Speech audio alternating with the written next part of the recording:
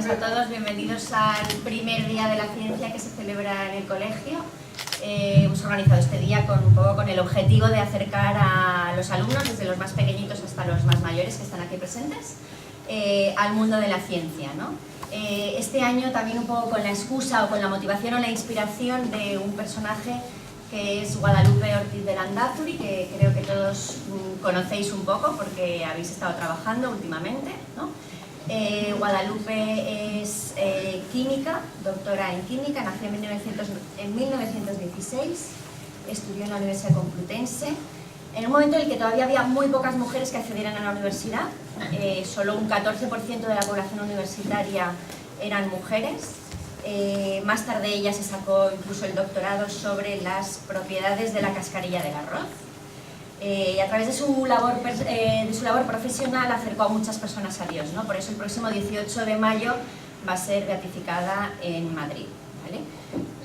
Además compatibilizó su carrera profesional con distintas tareas que San José María, el fundador del Opus Dei, le encomendó tanto en España como en México y en Roma, ¿no? Será la tercera persona del Opus Dei que sea beatificada, ¿vale? Después del fundador, San José María, y de su sucesor, el beato Álvaro del Portillo. Para concluir esta jornada del Día de la Ciencia, vamos a tener una mesa redonda en la que hablaremos sobre fe y ciencia y le hemos titulado Si se puede ver a Dios bajo el microscopio. Entonces me acompañan Mari Carmen Martínez Sendra.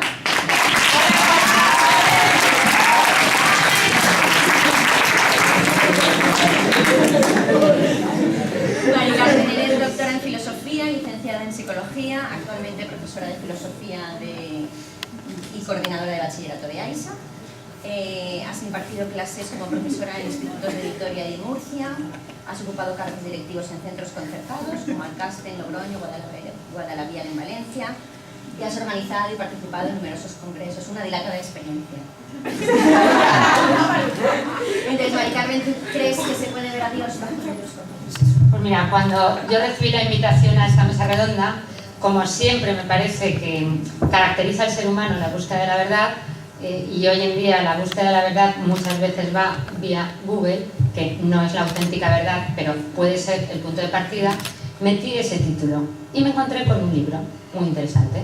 Os digo el título, se llama Viaje a través del microscopio, mi encuentro con Jesús de Nazaret. Yo vi eso y dije, ¿qué es esto? Empecé a investigar sobre ese señor y me encontré con que era un científico, pero que era pintor. Y que él cuenta, su experiencia se llama, además es conocido, el pintor del microscopio. Interesante. Me empecé a investigar un poco su libro y él llegó a Dios a través del estudio y de la fotografía y pintura de los tejidos de los animales, bajo el microscopio. Y en concreto cuenta el momento culminante, un día que estaba analizando en el microscopio un insecto vivo. Entonces veía cómo el corazón latía. Especialmente, yo no he visto ese bicho, pero bueno, he visto luego fotos porque las he buscado. Y además me llamó mucho la atención porque a él lo que más le interesa es el cerebro de semejante bichito. Entonces él explica que eso a él le ha ayudado a superar sus dudas de fe, porque gracias a ese contacto con la belleza que se puede observar en la naturaleza, ha descubierto a Dios. Se llama Enrique Delgado, se llama, ¿lo quiere ver? Octavio, buenas tardes. Octavio Cortés, que también muchos de vosotros le conoceréis, es licenciado en Filosofía y Ciencias de la Religión, profesor en el Instituto de Educación Secundaria Baltasar Porcel, y ha sido coordinador también de secundaria de la Delegación Diocesana de Enseñanza y miembro del Consejo Diocesano del Laicado. Y fue director del Insular de Inclusión Social en el Consejo de Mallorca. ¿Tú crees que se puede ver a Dios bajo el microscopio? No. Y creo que yo vengo un poco hoy a defender, a atacar la ciencia en el Día de la Ciencia, porque vengo a defender las humanidades. Para que los alumnos hagan una idea, ya el hecho de que a lo que no es ciencia se le llame humanidades, nos viene a decir que la ciencia es algo bastante inhumano, ¿no? Porque las humanidades se definen conjuntamente como aquello que no es científico. Y entonces yo creo que uno de los problemas de nuestra época es el grado de preponderancia que ha cogido la razón científica frente a otros tipos de saberes. Evidentemente, con un microscopio tú puedes captar una verdad sobre la naturaleza, pero también lo que, pues por ejemplo, si alguien a mí me dijera, oye, ¿cómo tengo que entender yo la naturaleza? Pues yo recomendaría que leyera a Walt Whitman o a San Francisco de Asís o a Rainer Maria Rilke. Y si tiene que ser algo sobre el hombre, que en vez de pues, estudiar, pues yo le diría, pues lee el libro de Génesis, o lee el Quijote, o lee Hamlet, ¿no? Entonces hay ese tipo de conocimiento que aporta a las humanidades hoy en día está considerado como de cosa secundaria y melancólica, ¿no? Entonces un niño quiere estudiar literatura, pobrecito niño. Entonces un niño quiere ser ingeniero, va a ser ingeniero, va a construir máquinas contaminantes que hacen ruido y pesan 1 tonelada. Esto es bueno. Pero poder leer a Homero no, porque Homero no interesa, porque Homero no hace ruido y no contamina. Entonces, si no hace ruido, no contamina, no queremos. Entonces ese tipo de mentalidad, de preponderancia de la ciencia, yo no digo que la ciencia sea mala, pero es como una especie como de hijo malcriado en nuestra civilización, que ahora mismo no está nadie controlando, nos estamos cargando el planeta y estamos produciendo generaciones, no es el caso de estas generaciones, pero producimos jóvenes que hacen unas ecuaciones maravillosas, pero están moralmente desorientados. Y entonces creo que la ciencia tiene su lugar, pero tiene su lugar, y actualmente está un poco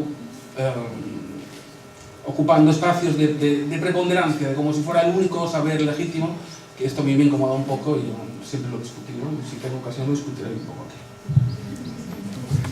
Tenemos también a Curry Saez, que es doctora en medicina, especialista en pediatría e investigadora en ciencias de la salud. No soy bueno, no sé si soy trabajó en Sondureta, en el Banco de Sangre y Tejidos, poniendo en marcha el Banco Leche Materna, en el laboratorio de la UIP investigando sobre factores de riesgo de litiasis renal. Bienvenida. ¿Tú crees que se puede ver a Dios bajo el microscopio? Pues es verdad que yo me he pasado unas cuantas horas, Sí que me he pasado unas cuantas horas delante de un microscopio y estoy de acuerdo con Octavio en que realmente no he visto a Dios debajo del microscopio, ¿no? Pero no estoy de acuerdo con él, porque en la observación del microscopio realmente Dios me ha ido dando muchísimas pistas que ahora mismo desde luego me hacen tener certeza de que Dios existe.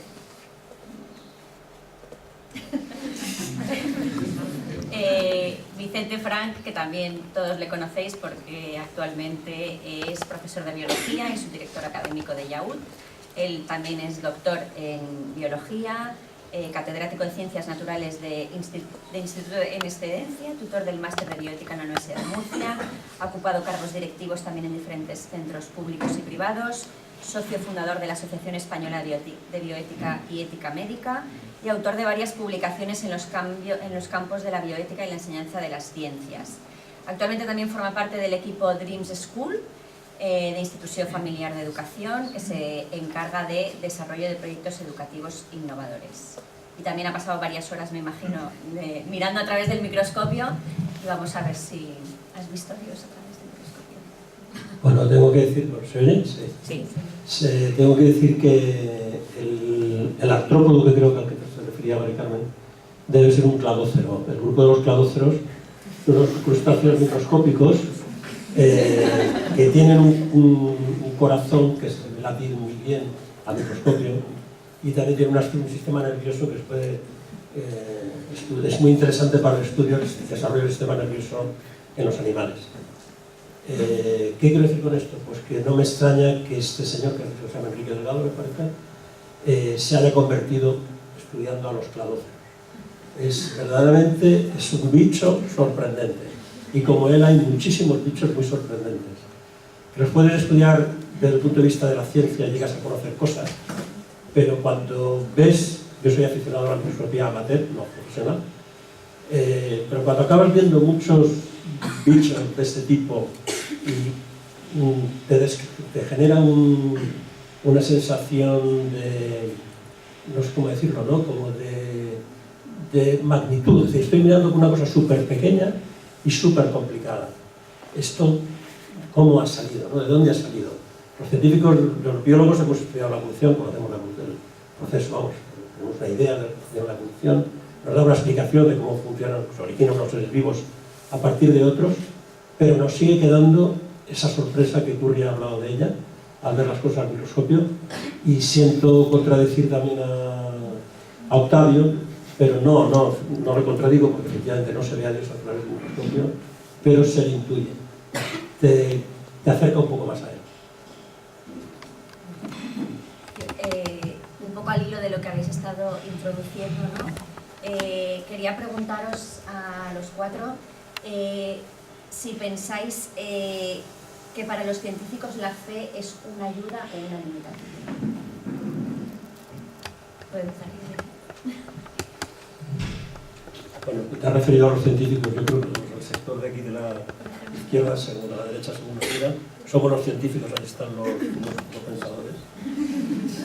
Entonces, la pregunta es si si un científico puede ser creyente o si la ciencia te acerca o te aleja de la fe. Exacto. Vale. O limita los avances. La fe limita los avances científicos, desde mi punto de vista, rotundamente no. Yo creo que la fe es un problema que no tiene mucho que ver directamente con la ciencia como metodología, sino que tiene que ver con una respuesta de la persona humana, sea científico, sea zapatero, sea lo que sea, ante un problema vital. Tanto el problema moral o como queramos llamarle, de la fe, es el mismo problema para un científico que para cualquier otra persona. Esa es mi opinión. No hay un componente diferente. Ahora, en algunos ambientes, la cultura actual, parece que si eres científico tienes que prescindir de lo que muchas veces se llama los mitos de la religión. Los mitos, que son teóricamente un mito, es algo que no ha ocurrido, es un cuento para explicar cosas que realmente no son ciertas. Eso no tiene nada que ver con el concepto de religión, por lo menos con el concepto moderno, avanzado, actual, de lo cual es el concepto de religión. De religión y de fe es mucho más potente que esta. No se refiere a mitos, se refiere a realidades que efectivamente están fuera de la ciencia, y en ese sentido la ciencia no llega a ellas, pero son realidades muchas veces mucho más importantes que las realidades científicas. Es un poco un punto de vista, no sé si tú bien. Yo, evidentemente, creo que no está reñido el ser científico y ser creyente, no hay más que ver a Newton, por ejemplo. Es cierto que la ciencia ni es atea ni es creyente, porque el acto de creer es un acto propio de la persona, ¿no? Lo que sí que es cierto es que la ciencia es capaz de despertar en nosotros unas actitudes que nos pueden acercar a Dios. Y por el contrario, también es capaz de despertar en nosotros otra serie de actitudes que lo que hacen es ponernos obstáculos para creer en la existencia de Dios, ¿no? Yo quería poner un ejemplo. Por ejemplo, decimos el fútbol. ¿El fútbol nos acerca o nos aleja a la gente? Pues el fútbol ni nos aleja ni nos acerca en sí mismo, ¿no? Depende de la actitud que nosotros tengamos, ¿no? Si yo con el fútbol lo que hago es no salir con mis compañeros porque estoy en casa todo el día viendo el fútbol, y si además cuando estoy en casa quiero estar solo y que nadie me moleste, pues es evidente que el fútbol me está alejando de la gente, ¿no? Pero si yo aprovecho el fútbol para invitar a todo el mundo a mi casa y además para entablar conversaciones con otras personas, me está acercando a la gente. Pues con la ciencia pasa un poquito lo mismo, ¿no? La ciencia es capaz de despertar en nosotros esas actitudes que nos alejan o que nos dificultan ver a Dios, como la de demostrar, ¿no? Porque a día de hoy la ciencia no puede demostrar científicamente, en el concepto científico experimental que utilizamos nosotros, que Dios existe. La ciencia es como una escalerita que te puede en un momento dado elevar para acercarte a Dios. Pero el último tramo siempre es un barranco que tiene que ser saltado por la fe, ¿no? Con lo cual, ese debate siempre va a existir entre nosotros, ¿no? Pero la buena noticia, por lo menos para los creyentes, es que la ciencia a día de hoy tampoco ha podido demostrar científicamente que Dios no existe, ¿no? Entonces, bueno, yo luego si tenemos un poco más de rato sí que me gustaría destacar estas actitudes de las que he hablado, que creo que son importantes. No sé qué opina de esto el sector científico. Bueno, yo también un poco por alusiones. El otro día en clase, en una de mis clases, hacemos un debate y un alumno dijo, por ilusiones, no, por alusiones. Pues yo creo que la fe no es un obstáculo para la ciencia, porque la fe no es un obstáculo para nada. La fe es una ayuda, hagas lo que hagas. La fe también es una ayuda para el ciclismo. Si tú quieres ir en bicicleta, pues si lo haces desde la fe lo harás mejor.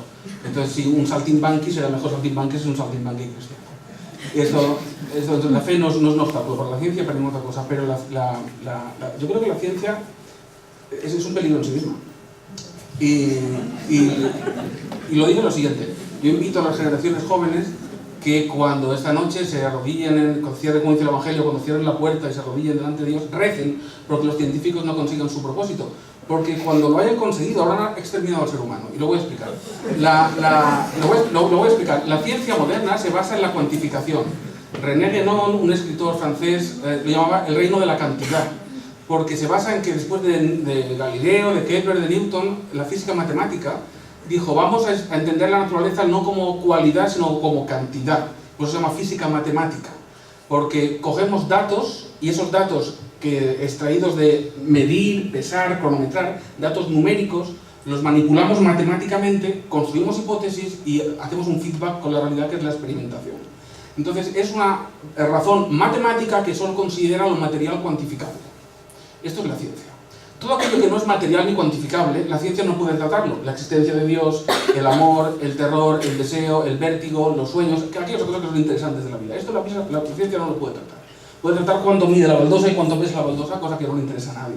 Pero aquello que realmente nos hace vivir, que es el amor, el terror, la intuición, que decía, pues la fe, esto es absolutamente indemostrable. Y una de las operaciones más sórdidas de las cuales se ha embarcado la ciencia en el último siglo es intentar explicar el ser humano, la llamada antropología científica.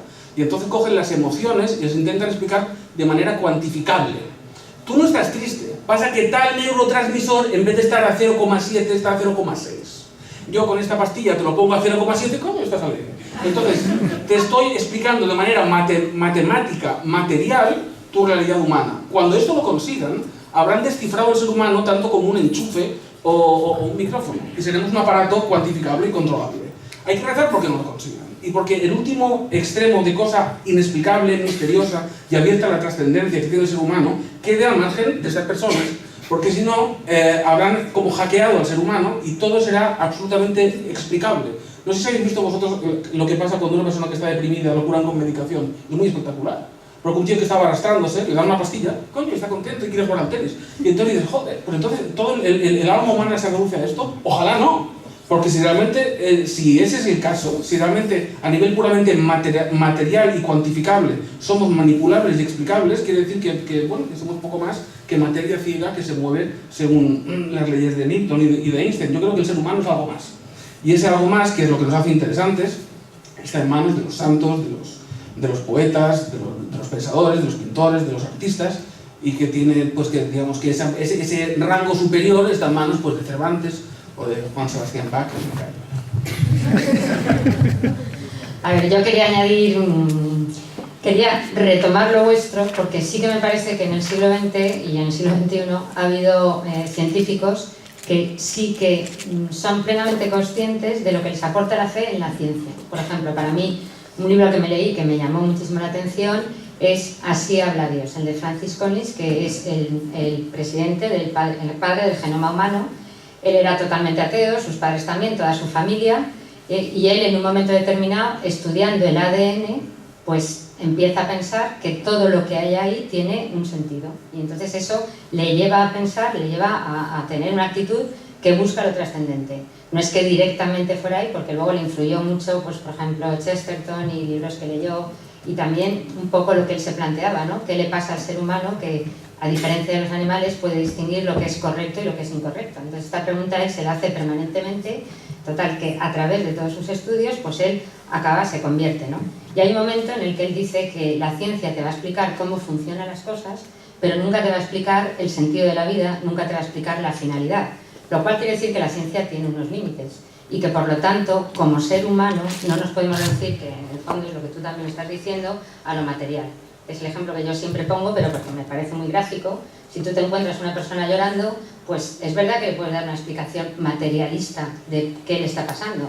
Te puedes decir que un líquido salino se desplaza por su mejilla a una velocidad de 0, no sé cuántos tal, pero la persona cuando te está mirando y te dice, pero tú estás entendiendo lo que a mí me pasa. Es decir, no se puede reducir la persona a meramente lo material. Y lo mismo toda la realidad que rodea al hombre. No sé, yo no sé cómo decirlo, voy a parecer un poco, voy a decir un poco fuerte. Alguien me puede acusar un poco de materialista y por tanto apartado de la fe, lo que voy a decir. Pero la complejidad de la materia, de la naturaleza, lleva consigo, una opinión, lleva consigo la posibilidad de un sentido. Es decir, ¿por qué el ser humano o las emociones que generan la lágrima que has dicho, que se puede medir realmente eso es lo esencial del ser humano? Es que realmente el ser humano, su propia complejidad, basada en la complejidad de su propia materia, de su cerebro, de su desarrollo, etc., los puros elementos materiales, al fin y al cabo, están soportando una realidad superior. ¿Qué quiero decir con esto? Que no están reñidas la complejidad de la materia, el estudio de la materia, con la aceptación de que por encima de esa materia hay un sentido, un orden, una finalidad, una dirección.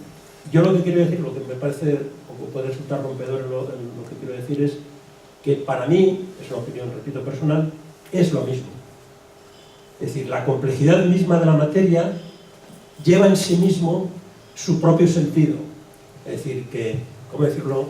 A ver si cómo lo diría yo, cómo lo explicaría. O sea, que estudiando la complejidad de la materia, en realidad estás llegando no a todo lo que hay detrás, pero vas llegando cada vez más. Es decir, si conociésemos completamente todo el universo, todas las realidades del universo, estaríamos conociendo también a Dios,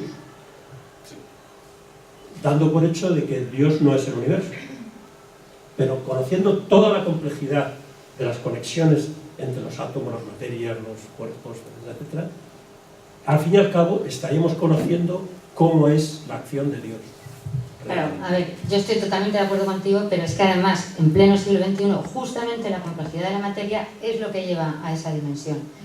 Voy a poner un ejemplo muy pedestre, ¿vale? Que a mí me encanta, que son las hormigas australianas. Hormigas australianas, me encantan. Un experimento que se hizo con las hormigas australianas que consistió se estudió en su país, ¿no? Cómo hacían los hormigueros, el tamaño de los hormigueros y cómo se organizaban. Y se decidió llevarlas a Suiza en un avión, a ver qué pasaba. Se llevó a Suiza en un avión a un sitio totalmente cubierto de nieve. Entonces se trataba de observar qué pasaba ahí. Pues ¿qué es lo que pasó?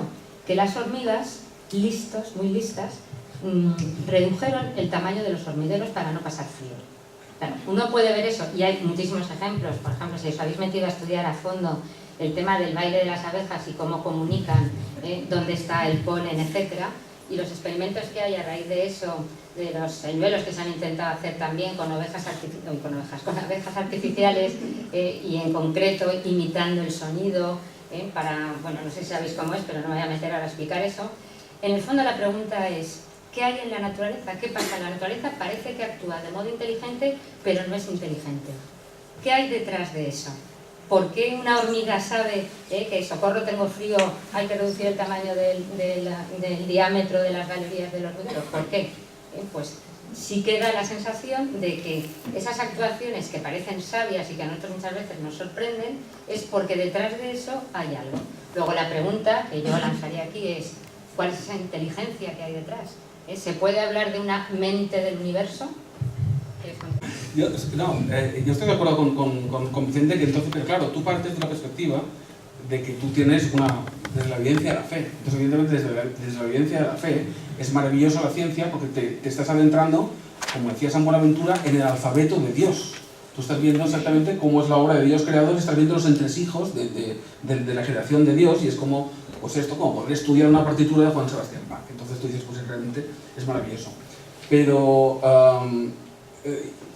yo no estoy diciendo que, en ese sentido, cuando la ciencia está correctamente subordinada a la fe, pero cuando se sale de madre es cuando veo los problemas, y es lo que veo en el mundo actual.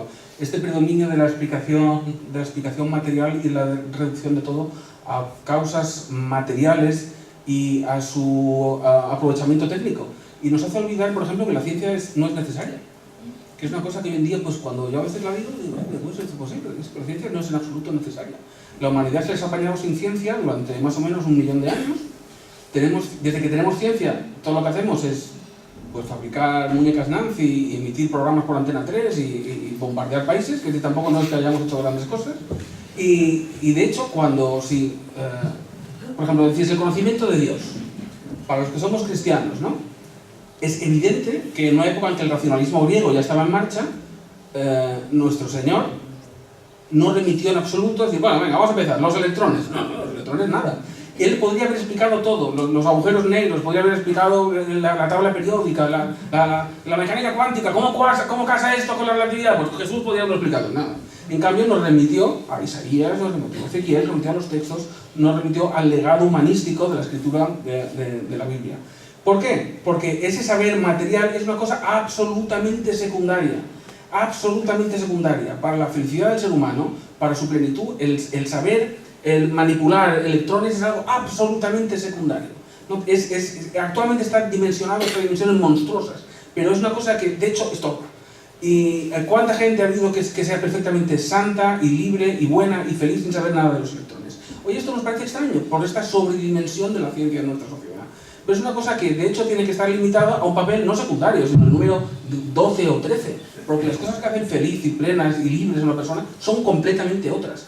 Y en cambio esta, que produce una fascinación porque nos deja fabricar aparatitos con lucecitas, pues nos tiene a todos embobados. Y efectivamente estamos destruyendo el planeta, las abejas, ya no queda ni una, las abejas dentro de aquí en nada pues se están extinguiendo, y eso sí, aparatitos con lucecitas tenemos todas. Tenemos unas ecuaciones maravillosas. Entonces, esta es la idea, que es una cosa que evidentemente tiene su sitio, que puede estar junto a la fe, pero que tiene que ser puesta en su lugar, y su lugar es alguien que... La ciencia es como alguien que se ha amotinado, es como el 1 de octubre. No, tú quieto aquí. ¿No? Hay una especie como de insurrección del pensamiento científico, y entonces pues hace falta una especie como de operación piolín que vengan y pongan a los científicos en su sitio. En esto tengo una opinión diferente en algunas cosas, Octavio. Yo sí que creo que la ciencia no es un peligro para la humanidad. Yo creo que Dios nos ha dado una capacidad de razonar para que nosotros seamos capaces de avanzar en el conocimiento del mundo, ¿no? Y hay cosas que no tenemos que utilizar la fe para creerlas. Hay cosas que podemos constatar científicamente y que no hay ningún problema en avanzar, ¿no? Entonces yo, el tema de que, por ejemplo, el tema de las emociones, no exista la hormona, pues sí, yo tampoco creo que se pueda desprestigiar lo que son todos los conocimientos en el campo de la neuropsiquiatría, ¿no? Y a una persona que está deprimida, que realmente, científicamente, en muchos casos tiene un déficit de un neurotransmisor, tú le aportas un tratamiento médico y, oye, es un santo, pero si al santo le quitas el dolor de cabeza te lo va a agradecer, ¿no? Entonces yo creo que, vamos, la inmensa mayoría de los científicos, yo creo que hay gente que quiere realmente utilizar la ciencia como debe ser utilizada, que es en beneficio de un avance para el bien de la humanidad, ¿no? Lo que pasa es que desgraciadamente muchas veces los que, y ahí entra dentro de las actitudes, ¿no? que a veces no ponemos a la ciencia al servicio de la humanidad, sino al servicio de otro tipo de intereses, entre ellos intereses propios, ¿no? Y eso se hace mucho ruido y mucho daño.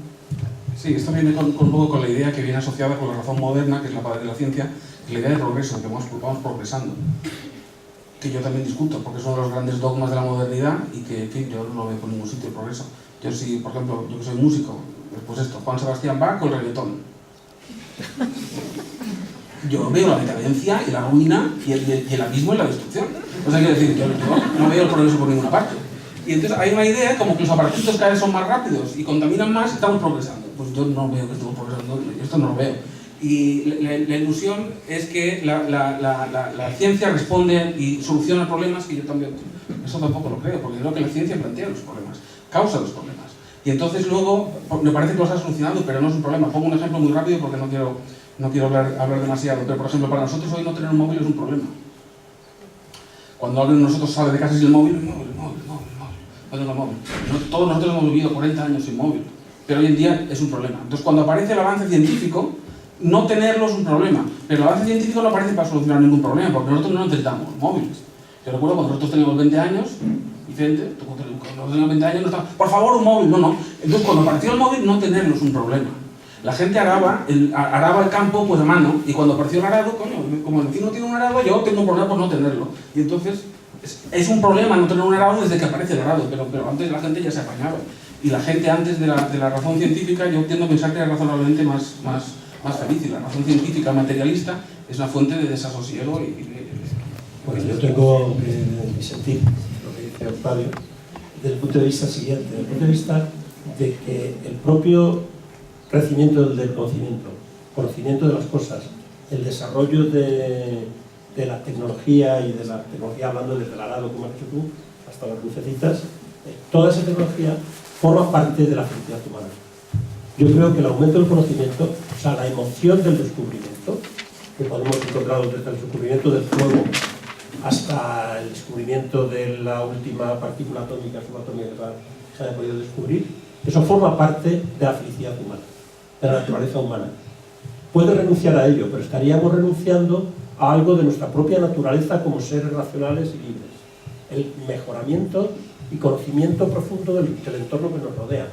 Por tanto, yo creo que la ciencia, en este sentido, porque estoy de acuerdo contigo en muchas cosas, pero no quiero tener una visión negativa del avance científico. Me gusta tener una visión positiva. De otras cosas porque me genera una gran, como científico, a pequeña escala como puedo ser yo, o podemos ser cualquiera de nosotros que estamos aquí, me genera emociones y me genera lo que hemos dicho al principio, hasta una proximidad, un descubrimiento de Dios o de el orden, del sentido y de la finalidad del mundo que nos rodea. Da sentido al mundo que me rodea, el conocimiento más profundo de la ciencia. Vale, yo quiero hacer un giro en este momento. A ver, yo partiría de la razón. A mí me parece que no hay que tenerle miedo a la razón, y no hay que tenerle miedo a que la razón busque la verdad todo lo que pueda hasta el fondo, hasta el fondo. Por lo tanto, yo sí que soy partidaria de una razón, por supuesto, abierta a la ciencia. Ahora bien, es cierto que la ciencia tiene unos límites y que también se puede usar de una manera negativa para el hombre, y que el problema no es la ciencia en sí, no es la verdad nunca da problemas.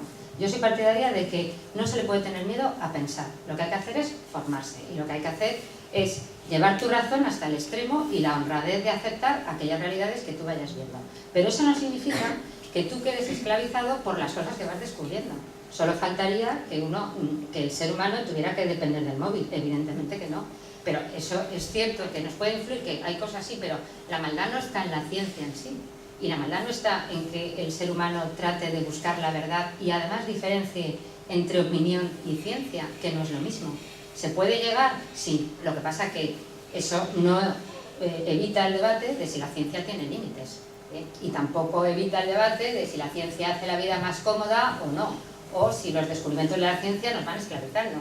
O si todo lo que la ciencia puede hacer se debe hacer. Y por lo tanto, no sé, pero yo sí que reivindico que, a ver, para mí es fundamental que el hombre sea honrado y busque la verdad. Y es fundamental que aprenda a pensar bien y dirija correctamente su pensamiento. Y sí, también pienso que no puede haber nunca un obstáculo o una contradicción entre ningún tipo de ciencia, razón, fe. ¿Por qué? Porque el origen de la verdad es el mismo, y entre la verdad no puede haber contradicciones. Para mí una verdad que en sí misma se contradiga no tiene ningún sentido. Y sí que admito también que hay dos fuentes de conocimiento totalmente distintos. La fe, que evidentemente lo que tú dices, para que una persona sea feliz hay muchas cosas que no le hacen falta. Y la fe es una fuente de conocimiento sobrenatural. Pero el hombre tiene otra fuente de conocimiento natural, que es la articulación entre los sentidos y la razón. Y eso tiene que llegar hasta el final. Bueno, a lo mejor me quiero rebatir algo, pero... Yo al hilo un poco de lo que decíais, quería preguntaros si pensáis que para una persona que no es científica, la ciencia es un obstáculo a la hora de profesar su fe, ¿no? A la hora de tener creencias religiosas. Vale, me lanza a contestar ya que tengo la visión aquí en la mano, ¿vale?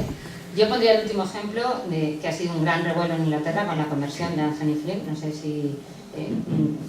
que se dedicaba fundamentalmente a todos los estudios. Está muy documentado este caso, porque este señor además explica, ha estudiado todo el tema del universo, la evolución, bueno, muchas cosas, y a él justamente ha llegado a Dios, que ha sido una gran revolución, porque era uno de los oráculos de la ciencia más agresivos contra el tema de la Iglesia y contra el tema de Dios, y ateo al 100%, ¿no? Y justamente una de las cosas que él dice es que él no ha llegado a Dios por vía de la fe. Que tú en un momento en tu conversación al principio has dicho eso. No, él ha llegado por vía de lo natural, por vía de la razón. Y eso es lo que le ha abierto a una mentalidad distinta. O sea, lo que quiere decir que la fe no te limita, al contrario. Yo pienso que para un científico es como cuando hacíamos la prueba, o sea, cuando tú sabes la prueba de la división y cómo te tiene que dar y si está bien hecho o si está mal hecho. Las cosas que tú pruebas son seguridades que te dan. La fe te da seguridad y te dice, mira, por este camino no vayas. Si has encontrado algo en tu descubrimiento que va en contra de lo que dice la fe, resuelve tus datos, vuelve a analizar, vuelve tal, pero la seguridad la tienes aquí. Y yo creo que la fe, al revés, la fe te impulsa, como ha pasado en muchos momentos, y además te da seguridad, pero no te condiciona. Otra cosa es que cuando tú, como científico o como filósofo, me da igual, estás en tu ciencia, no puedes mezclar los métodos. Y eso es diferente. Pero a nivel personal, claro, tú tienes que tener tus respuestas. Ahora ya todo claro. Sí, yo creo que sí que es un obstáculo la ciencia.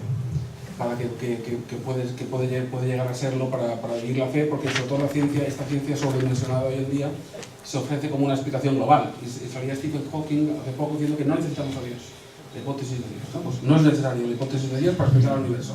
Yo lo consigo explicar todo.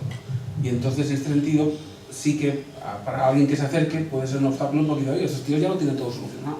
No hace falta creer en estas cosas bastante inverosímiles de vírgenes embarazadas y ángeles. Porque estos, en cambio, con 4 cosas matemáticas lo tienen todo niquelado. Entonces yo creo que ahí sí que puede ser un obstáculo. Bueno, realmente, aquí interesaría entrar un poco en qué es lo que... No quiero hablar de Stephen Hawking, porque no podríamos hablar mucho rato, o de otros científicos activos, pero también lo que quería decir es que hay otros científicos actuales creyentes, también en el campo de la física cuántica, en el personal. Entonces, no, quizá el personaje más mediático, también por muchas circunstancias, ahora ha salido una película, pues es Stephen Hawking, hay otros polemistas, científicos ateos, beligerantes como Dawkins, es muy conocido, pero también ellos intervienen en debates donde hay puntos de vista diferentes, con otros científicos del mismo nivel, por no decir más, porque esto tampoco es el tiempo para valorarlo, donde hablan de estas cosas, que en el fondo es hablar cosas que están más allá de la ciencia. Entonces, cuando Stephen Hawking o Dawkins o uno del otro, un creyente como puede ser John Lennox, profesor de la Universidad de Oxford, que le gusta mucho polemizar precisamente con estos ateos, con los científicos ateos, es un científico creyente, le gusta intervenir en debates públicos, en televisión, en las universidades, etcétera, con los otros científicos. Parece que es una moda muy anglosajona. En España tenemos buena costumbre de debatir en estos términos. Creo que sería muy interesante copiarlos, ¿no? Pero, quiero decir, cuando hablan de estas cosas, en el fondo ya no están hablando como científicos, ya están hablando de un tema que supera el propio ámbito científico. Y entonces están hablando como podemos hablar nosotros aquí, no sé, de qué algo que nos puede interesar, de política, ya que no estamos hablando, no somos políticos, pero ninguno de nosotros podemos tener nuestras opiniones políticas, las tendremos, pero nuestra fuerza desde el punto de convencimiento para el público que nos oiga no es la de un científico o la de política. Yo no os convenzo de mis ideas políticas porque soy científico. Eso es lo mismo que le pasa a Hawkins, a Dawkins o incluso a Lennox, que sí que es creyente. Él nos va a convencer de que seáis creyentes o ateos, o a mí, o a ninguno de nosotros, porque de que yo soy científico, soy creyente, tenéis que ser creyentes, porque los científicos tienen que ser creyentes como yo, y tampoco lo contrario. Ojo, yo soy científico, soy ateo, tenéis que ser ateos como yo, que soy científico. ¿Qué es lo que vale? No le hagamos caso, ni a uno ni a otro. Ni siquiera, y me atrevo a decirlo así, algunas veces, algunos católicos o cristianos o creyentes tienen miedo a algunos descubrimientos científicos, como diciendo, es que esto va contra la fe católica, por ejemplo la evolución. ¿No? Históricamente ha ocurrido así, ahora no hay ningún problema. Pues es lo que decía antes que era Mari Carmen. No, hay algún elemento en la comparación, cuando estamos estudiando una misma realidad desde la fe, desde la razón incluso, desde la poesía, y desde la ciencia, estamos viendo el mismo objeto, pero lo estamos viendo desde puntos de vista diferentes. Por eso nos parece que hay contradicción. Si yo veo la cara blanca de un objeto, vosotros veis la cara oscura, Eso no quiere decir que el objeto sea claro ni que sea oscuro. No, el objeto es claro y oscuro. Nos falta algo, al que lo ve desde la fe, o al que lo ve desde la razón, desde la poesía, o desde la ciencia. La realidad es el conjunto de todo eso. Y ese es el esfuerzo al que tanto los creyentes como los no creyentes teníamos que conseguir ver la realidad desde su visión holística o completa de todos los puntos de vista, ¿no? Eso es muy difícil. Sí, yo por seguir rebatiendo, es que me gusta la polémica y entonces por seguir discutiendo un poco, yo no estoy de acuerdo. Yo creo que hay cosas que no tenemos que saber.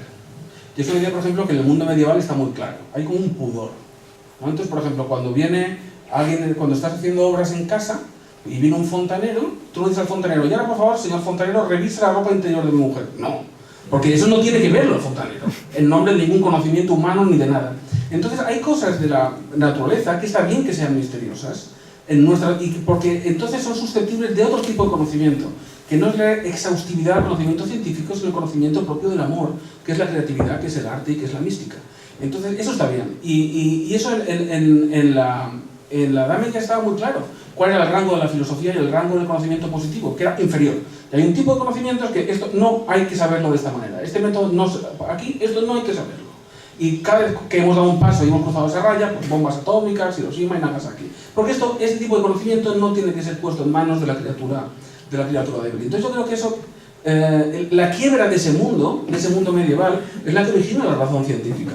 La razón científica, en la comida hablábamos de esto, la razón científica nace con el protestantismo, porque supone que yo creo un ente autónomo, rompo con la tradición, rompo con la idea de tradición apostólica, rompo con la idea de que la sede del logos es la tradición, y entonces no creo en eso, no creo en la tradición, no creo en la iglesia, no creo en la sucesión apostólica, y el hombre solo tiene, según Lutero, la capacidad de examinar libremente las escrituras, y está solo, y entonces esa razón se expresa luego en la ciencia, y se expresa en el liberalismo, y se expresa en el capitalismo, surge la razón moderna. Y entonces yo lo puedo saber todo, y lo puedo escudriñar todo, y eso es bueno, y no hay que tener miedo. No, usted no lo puede escudriñar todo.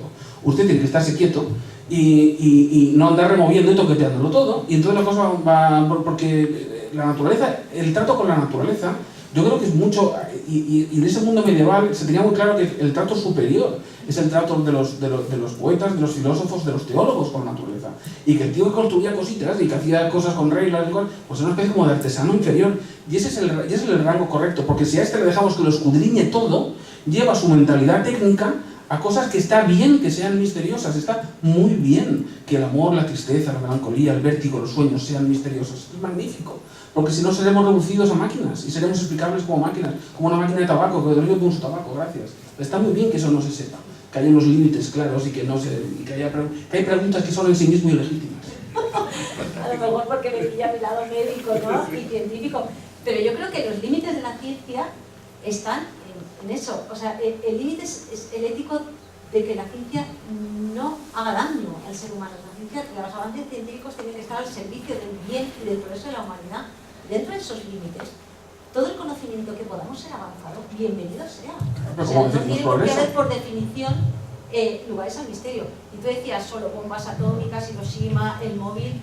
El móvil también nos permite a los científicos, porque esto no funciona, todas las tecnologías nos permite a los científicos estar hablando con un científico, con un colega de Japón, estar hablando con uno de Estados Unidos y compartir un conocimiento que agiliza mucho más las investigaciones. Y los ordenadores, desde luego, nos han permitido con un chip así, analizas 100.000 genes. Eso es un conocimiento que te puede ayudar mucho a la cura de muchas enfermedades.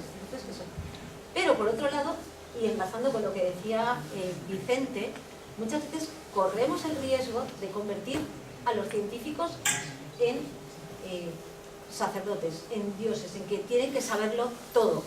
Y me acuerdo cuando decía el tío de Rafa Nadal, ¿no? Que le decía, eres muy bueno, pero recuerda que tú lo único que haces es pasar la pelota por encima de una red, ¿no? Pues un científico puede saber muchísimo de supercuerdas, de genética molecular, de lo que sea, pero a lo mejor del punto del arroz sabe más mi abuela, ¿no?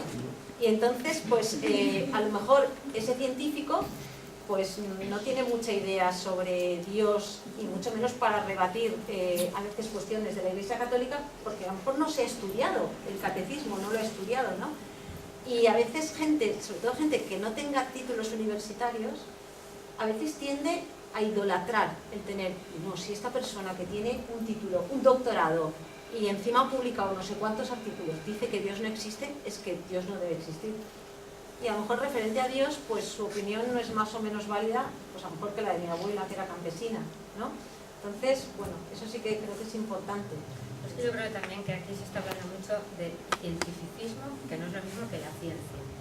Y yo creo que aquí, donde él está poniendo el peso, es no al cientificismo, claramente, pero no tanto, bueno, no sé, yo por lo menos no tanto a todo posible descubrimiento. Y también, por supuesto, estoy de acuerdo con él que el hecho de que vaya avanzando la sociedad no significa que el progreso ahora sea mejor. Puedes progresar en una serie de cosas, pero si moralmente el ser humano no progresa, eso no se puede considerar progreso como tal. O sea, pero creo que aquí el problema está en el tema del cientificismo, no en el tema de la búsqueda de la verdad. Exacto, sí. Efectivamente, o sea, el campo de la ciencia es un poco en eso estoy de acuerdo contigo también. El cambio de la ciencia es limitado de por sí. Y efectivamente, ahora muy desarrollado actualmente, por lo menos muy espectacular, por decirlo así, no sé si muy desarrollado o no, pero sigue siendo igual de parcial que la Edad Media. O sea, siguen siendo igual de importantes las cosas que uno, la poesía, la música, una serie de cosas, la teología, la filosofía, el conocimiento, sin más, de las cosas, sigue siendo igual de importante. Ese es probablemente el pecado de la ciencia actual, que se ha convertido en hegemónica, se ha convertido en el niño bonito, la niña bonita de la actualidad, y ha dejado un poco en segundo lugar todo el resto de cosas. En ese sentido estamos de acuerdo. Pero lo que no estoy de acuerdo es en quitarle su valor, también como forma parte del crecimiento humano y de la plenitud humana el desarrollo científico. Se quita ese pequeño punto. Y creo que hay otro punto también es importante que ha dicho antes, el tema de las humanidades en este tema. O sea, es decir, no se puede, hay muchos científicos que son muy humanistas, hay muchos médicos muy humanistas, porque es lógico, estás tratando al hombre. Y si tienes que tratar al hombre, lo tienes que entender, no solo analizar. En España tenemos casos, por ejemplo, de esto que tú dices maravilloso, Gregorio Marañón, Ramón y Cajal, el gran científico humanista, porque yo justamente lo entiendo de esta manera, que es la gran tradición católica, en la cual el saber científico queda integrado dentro de algo superior y no...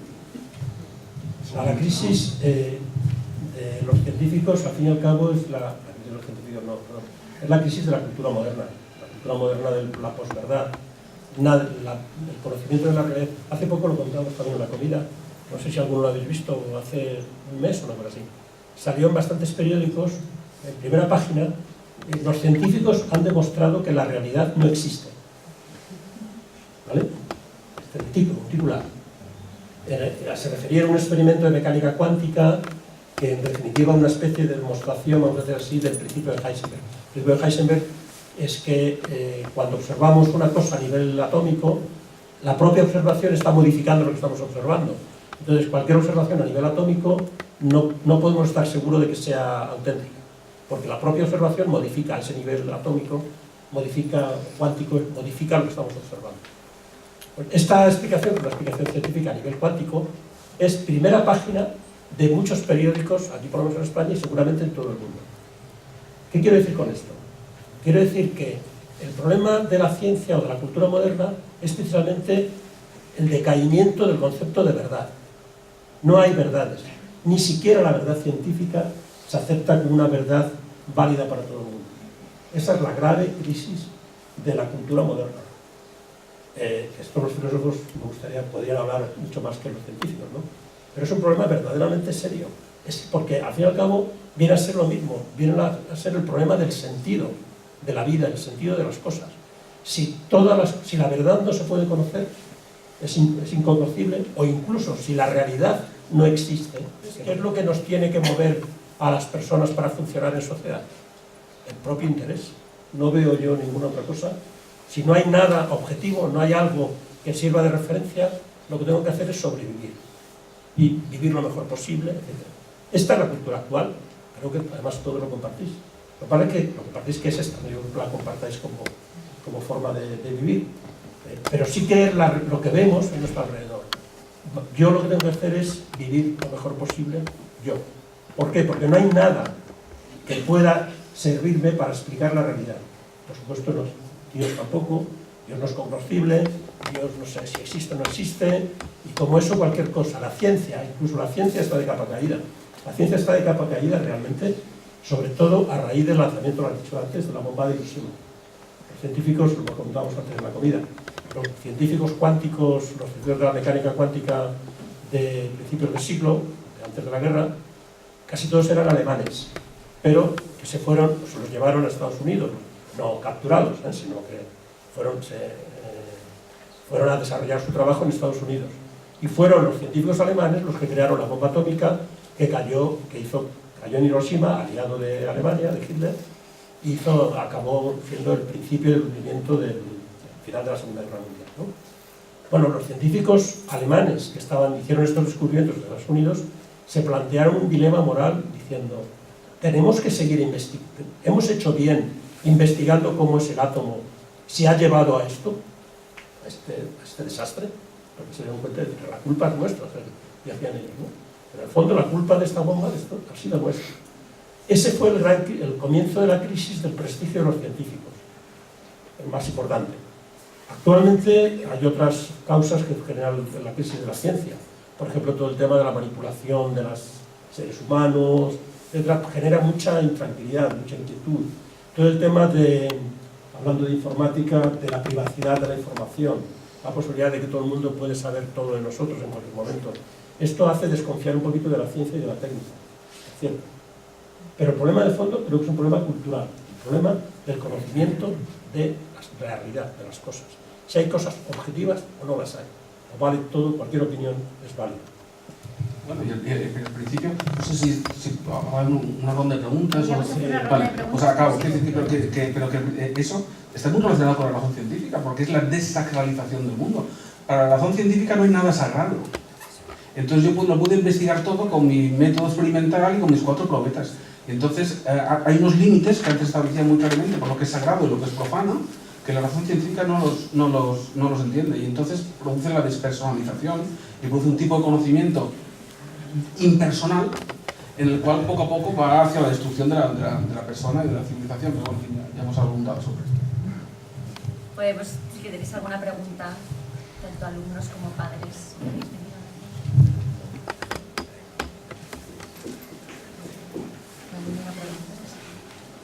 A ver, yo tengo, es que se han dicho tantas cosas que ya me he parado cuando hablabais de la edad del estudio, me he parado. Sí, se dicen tantas cosas y tal, muy interesantes, por cierto, felicitados, Octavio, me pareces un tío fantástico, así porque ya lo decía el Apocalipsis, ojalá fueras frío o caliente, no tiene. Pero bien, empezaré, a ver, escribiendo tantas cosas y tal. Yo pienso que el conocimiento científico, los científicos, os movíais por un proceso de causa y efecto. El procedimiento, el conocimiento científico es así.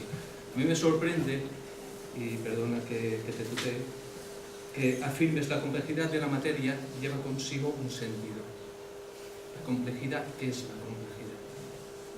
Es decir, ¿no sería mejor decir el designio de Dios sobre la materia lleva un designio?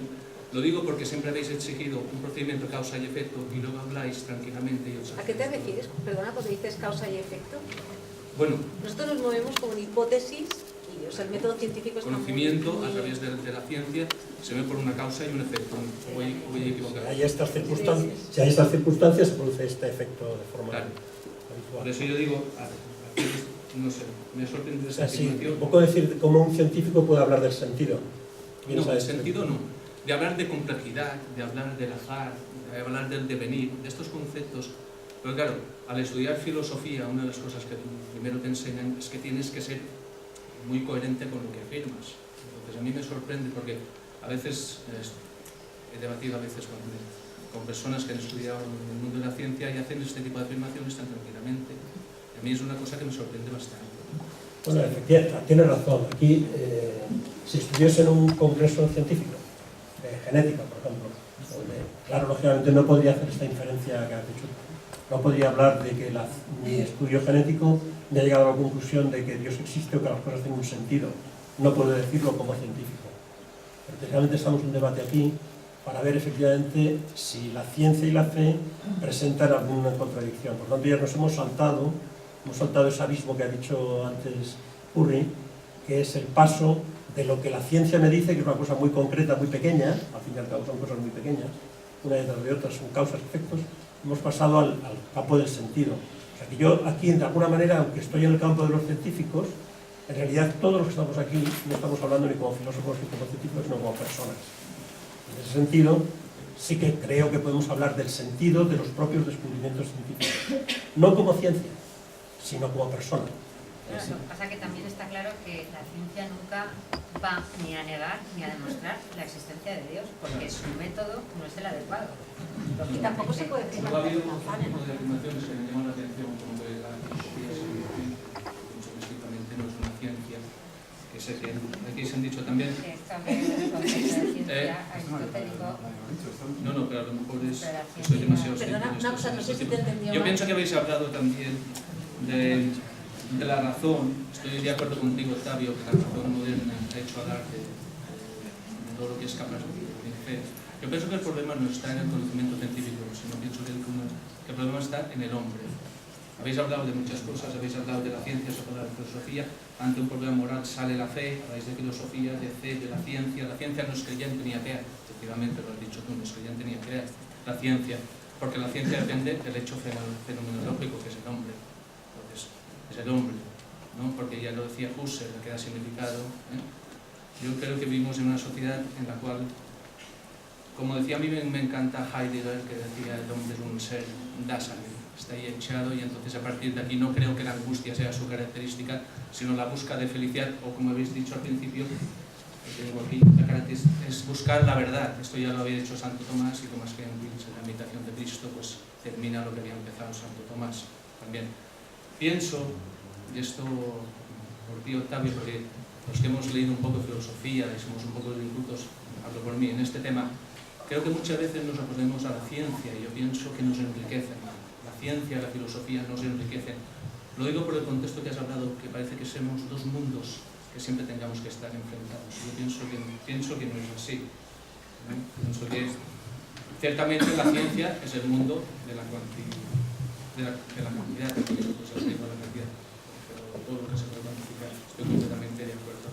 Lo que pienso también, que ya no existen filósofos, y es una lástima esto. Yo pienso que todos los filósofos, los que nos gusta un poco de este mundo, entonces, porque yo no encuentro filósofos hoy en día, muy poquitos. Y filósofo me refiero a que no esté sometido al método académico científico, porque si tú vas a estudiar en una universidad filosofía, ya no distingues la asignatura de filosofía en la universidad, ya estoy hablando, de otra asignatura. Es decir, nos hemos sometido al conocimiento académico. Y pienso que esto ha sido la muerte de la filosofía. Creo que está siendo la muerte de la filosofía. Porque pienso que la característica de la filosofía no depende de lo que uno pueda aprender, sino de lo que uno puede conocer. Por eso la fe, pienso que la fe viene más dada, más que por el conocimiento académico, lo que uno puede adquirir es a través de la experiencia, de lo que uno puede conocer. Bueno, ya está.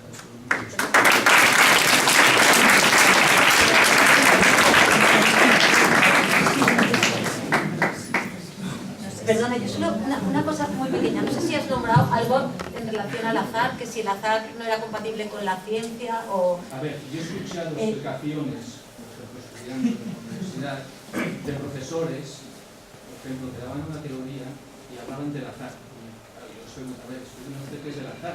Claro. Mira, una cosa, el azar sí que existe en la ciencia, ¿eh? De hecho, muchas mutaciones genéticas se producen por azar, o sea, dentro del conocimiento científico... A ver, ¿qué es el azar? Si existe el azar, ¿qué es el azar? Que se producen espontáneamente sin en teoría una causa que las dirija. Un designio, es decir, no podemos decir la complejidad de la materia ya consigo un sentido, sino el designio de Dios. El azar existe. Otra cosa es que el azar esté explicando todo, o sea, que de repente nosotros nos generemos... Una teoría, perdón. Sí, no, a lo mejor es que no te he escuchado bien. Yo siempre te digo que es verdad que hay algunas cosas que se producen por azar, o sea, que el azar también entra parte dentro de los conocimientos científicos. Digo, las mutaciones genéticas al azar aseguran la variabilidad también de la especie, ¿no? Eso no tiene nada que ver con otros que defienden que nuestro universo y todo se crea puro azar y selección. O sea, aquí son choques de moléculas y de repente se ha generado una cosa. Eso es diferente. Yo sí que estoy de acuerdo con... No nos conocemos, pero estoy de acuerdo contigo cuando has dicho que el problema es el hombre. Y es exactamente la idea, por eso me decía yo, digamos, el pudor del conocimiento, porque y el mundo tradicional, el mundo medieval, cristiano, esto se tenía muy claro. Porque a veces la gente dice que el mundo va muy mal. Yo digo, el mundo va muy bien. Lo que va mal es el ser humano. Es decir, el mundo va de cine, tú ves el sol sale y se pone, las galaxias no van mal. Las galaxias van bien. Razonablemente tú los miras y no hay problema, no necesitan mantenimiento las galaxias. Van bien. Es el ser humano que se va a pique. Y eso se llama pecado original. Entonces, cuando tú tienes claro la naturaleza caída del ser humano, que es como se tenía pues, en el siglo XI, lo que ahora se llama la época oscura. Pero claro, ahora que somos el progreso, porque ahora tenemos Antena 3. Bueno, pues es el signo de barbarie pura, es la barbarie, Antena 3 es la barbarie. Pues entonces, lo que antes llamamos la época oscura, se tenía muy claro esto, como que somos criaturas caídas, falibles y débiles. A este tío no vamos a darle el conocimiento sobre los electrones, no, porque era un desastre. Vamos a darle un rosario. Y entonces estamos aquí, y estaba el mundo en equilibrio. Cuando llegó la razón moderna, desacralizó el mundo, dijo, no, a este tío falible y débil, a este vamos a darle el conocimiento sobre las explosiones atómicas. Bienvenido al mundo moderno, y así nos va.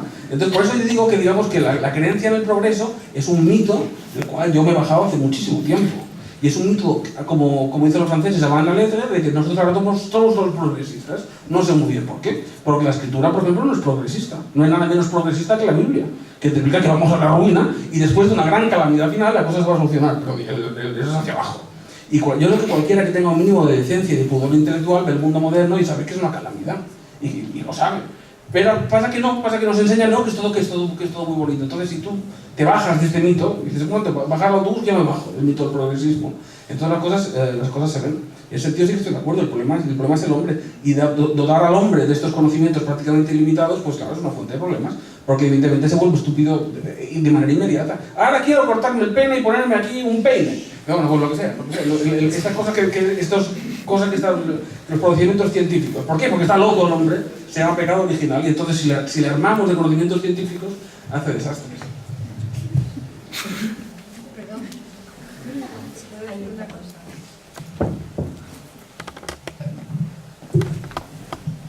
Simplemente comentar que creo que estamos olvidando que somos cuerpo y alma. Y que, bueno, no es nuestro caso, pero que la mayoría de la sociedad actual no se enseña. Entonces creo que el alma pertenecería lo que es espíritu y el cuerpo a la materia. Y ahí tendríamos la humanística y por el otro lado tenemos la ciencia. Aparte hay que siempre recordar que la ciencia es un don del espíritu. Nada más. Gracias.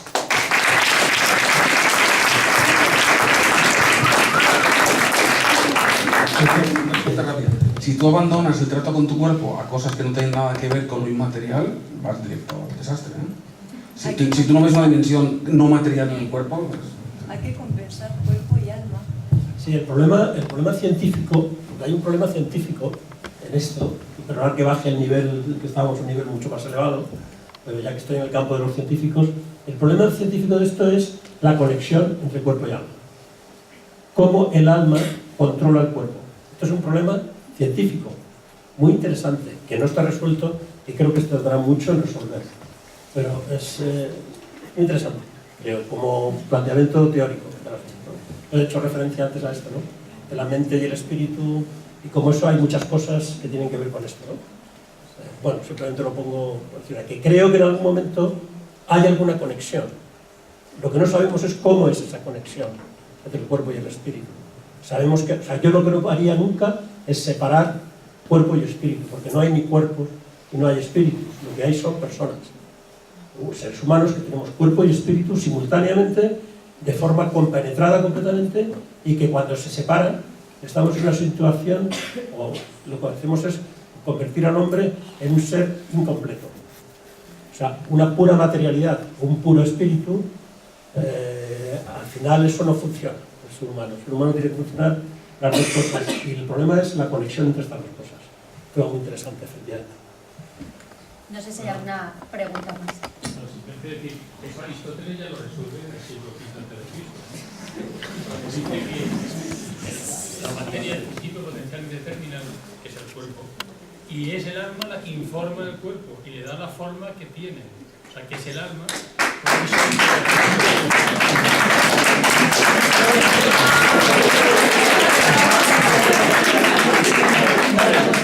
Aristóteles en ese sentido sí que dice que el alma no se entiende sin el cuerpo y se genera continuamente.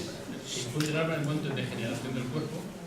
Eso explica Aristóteles en su momento. Luego Aristóteles lo abundará un poco más. Pero que es el alma la que informa esa materia. Esa materia tiene una forma determinada porque tiene un alma. Y fíjate que el resto de animales también tienen almas. Ellos se llaman seres animados. Las plantas, alma vegetativa, y los animales, alma sensitiva.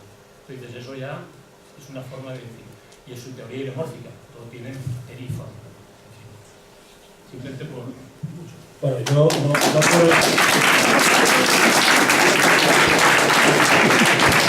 No quiero contradecir a Aristóteles y mucho menos la materia. Pero también es verdad que Aristóteles vivió hace 2400 años aproximadamente. Es decir, que ha habido muchos otros pensadores después que han intentado plantear... O sea, el problema continúa, quiero decir. El problema que se plantea Aristóteles se lo resuelve con la teoría lemórfica o con eso que acabo de decir, sigue siendo un problema actual de la filosofía. Mejor dicho, y vuelvo a lo de antes, la filosofía moderna ha tirado la toalla en este problema. Ha dicho, da igual, no se puede saber. Ha tirado la toalla. Eso es lo triste de la filosofía y de la cultura actual. En eso estoy de acuerdo también con Octavio.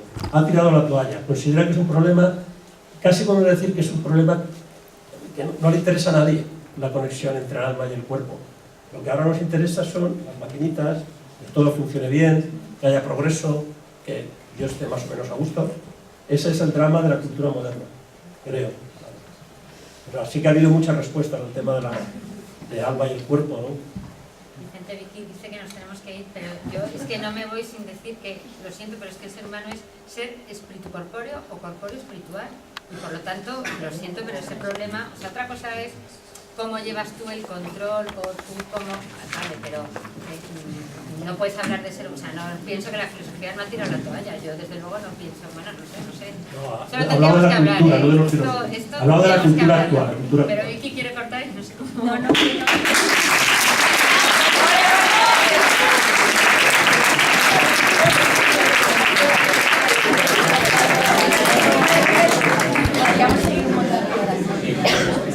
Hemos hablado de complementariedad y incompatibilidades sobre la fe y la ciencia.